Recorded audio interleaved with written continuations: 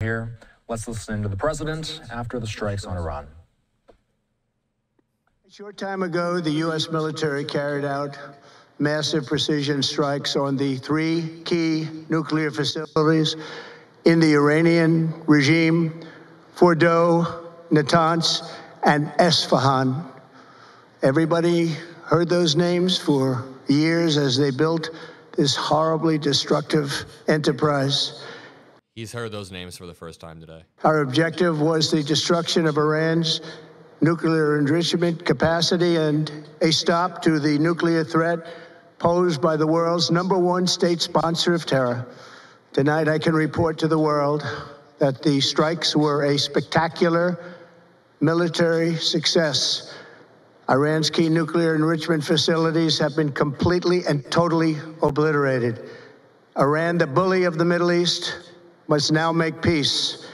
They don't even know where to stand. Why do they look so awkward? Why are they standing in such a weird formation? If they do not, future attacks will be far greater and a lot easier. For 40 years, Iran has been saying, death to America, death. What is this boy band ass? Now make peace. If they do not, future attacks will be far greater and a lot easier. For 40 years, Iran has been saying, death to America, death to Israel. They have been killing our people, blowing off their arms, blowing off their legs with roadside bombs. That was their specialty. We lost over 1,000 people, and hundreds of thousands throughout the Middle East and around the world have died as a direct result of their hate. In particular, so many were killed by their general, Qasem Soleimani. I decided a long time ago that I would not let this happen. It will not continue. I want to thank and congratulate Prime Minister Bibi Netanyahu. We worked as a team like perhaps no team has ever worked before. And we've gone a long way to erasing this horrible threat to Israel. I want to thank the Israeli military for the wonderful job they've done. And most importantly, I want to congratulate the great American patriots who flew those magnificent machines tonight, and all of the United States military on an operation the likes of which the world has not seen in many, many decades. Hopefully, we will no longer need their services in this capacity. I hope that's so. I also want to congratulate the chairman of the Joint Chiefs of Staff, General Dan Raisin Kane. If you took a shot for every time he dropped a superlative, or every time he said it's the best or the biggest or the greatest, you would literally be dead already. And again, what's up with this boy band setup? Spectacular general, and all of the brilliant military minds involved in this attack. With all of that being said, this cannot continue. There will be either peace or there will be tragedy for Iran far greater than we have witnessed over the last 8 days. How can you say there's going to be peace directly off the back of dropping bombs in the Middle East, which will inherently have retaliatory measures? You just got us into a war. What do you mean peace? You don't know what peace means. Remember, there are many targets left. Tonight's was the most difficult of them all, by far, and perhaps the most... Wait, did he just call for peace and then say there are many targets left? Meaning like... There will be tragedy for Iran far greater than we have witnessed over the last 8 days. Remember, there are many targets left. Tonight's was the most difficult of them all, by far, and perhaps the most lethal. But if peace does not come quickly, we will go after those other targets with precision, speed, and skill. Most of them can be taken out in a matter of minutes. There's no military in the world that could have done what we did tonight, not even close. There has never been a military that could do what took place just a little while ago. Tomorrow, General Kane, Secretary of Defense, Pete Hegseth will have a press conference at 8 a.m. at the Pentagon. Oh no, 8 a.m. He's like, shit, I can't go out to the bar tonight if it's 8 a.m. And I want to just thank everybody, and in particular, God. I want to just say we love you, God, and we love our great military. Shout out God, I guess. Fuck. It's just a little while ago. Tomorrow, General Kane, Secretary of Defense, Pete Hegseth will have a press conference at 8 a.m. at the Pentagon. And I want to just thank everybody, and in particular, God. I want to just say, Marjorie Taylor Greene says, every time America is on the verge of greatness, we get involved in another foreign war. There would not be bombs falling on the people of Israel if Netanyahu had not dropped bombs on the people of Iran first. Israel is a nuclear-armed nation. This is not our fight.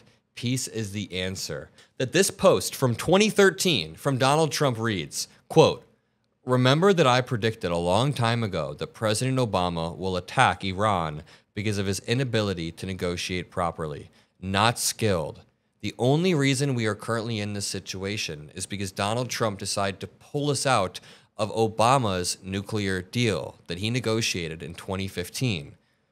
After Donald Trump decided to pull us out of this, Iran continued to enrich their uranium, or at least that is the claim, that was the pretext used to launch this.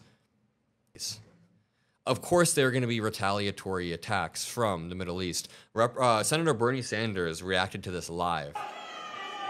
This is a statement from Donald Trump, quote, we have completed our very successful attack on the 3 nuclear sites in Iran, etc.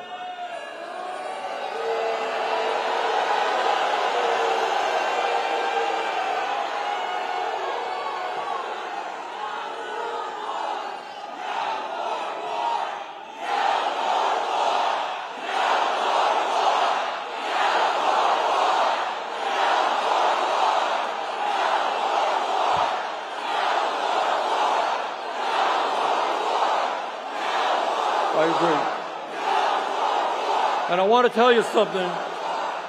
Not only is this news that I've just heard, the second alarming that all of you have just heard, but it is so grossly unconstitutional. All of you know that the only entity that can take this country to war is the U.S. Congress. The president does not have the right. That's what we've been touching on, and that's the consistent theme. Donald Trump is taking us to war without the authorization of Congress.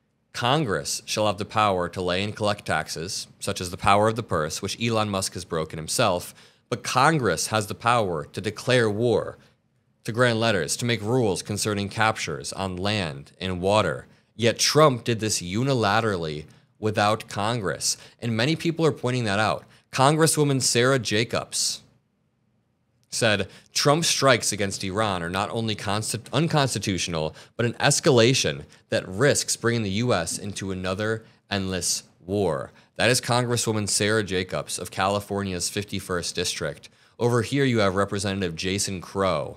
I'm seeking more information about the strikes against Iran, but here's what we do know. Trump broke a promise to prevent America from entering new conflicts. Trump has once again exceeded his authority, and Congress must act now and reclaim the constitutional power over America's use of military force. We could honestly sit here for a 3-hour live stream and list every single constitutional aspect that Trump has broken. Didn't he sign an executive order within his first week to try to end the constitutional right of birthright citizenship? This dude hates the Constitution. He would spit on it and tear it up, and I hope every single Trump supporter knows that. He speaks in 15 minutes, but I don't expect anything unique. Has he ever said anything unique? This reads, U.S. military now briefing troops that its strike on Iran will, quote, likely result in counterstrikes on U.S. bases and facilities in the Middle East, and likely activate Iran and other foreign terrorist organization cells abroad, including the U.S., to conduct strikes against U.S. persons and facilities.